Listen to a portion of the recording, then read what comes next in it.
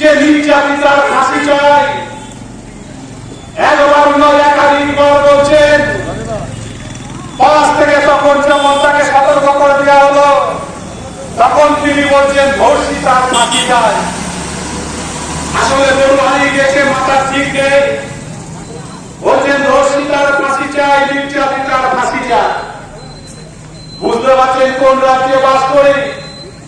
আরজি করের মতো একটা হসপিটাল, যে হসপিটালের অধ্যক্ষ সন্দীপ ঘোষ।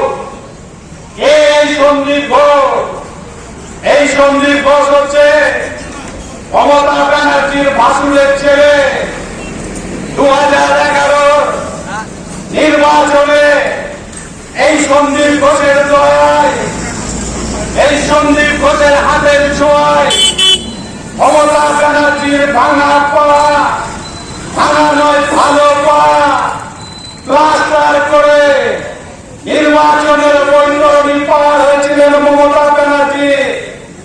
এই সন্দীপ ঘোষের দয়ায় তার বিরুদ্ধে এত অভিযোগ থাকা সত্ত্বেও তাকে আরজিকর হসপিটাল থেকে সরানো হয়নি। কার জন্য?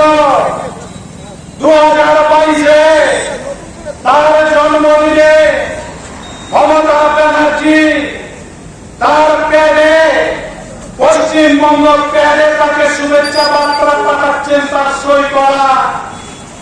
মানুষের আর বুঝতে দেরি হচ্ছে না, সাধারণ মানুষ বুঝতে পারছে যে কার হাত আছে এই সন্দীপ ঘোষের ওপরে।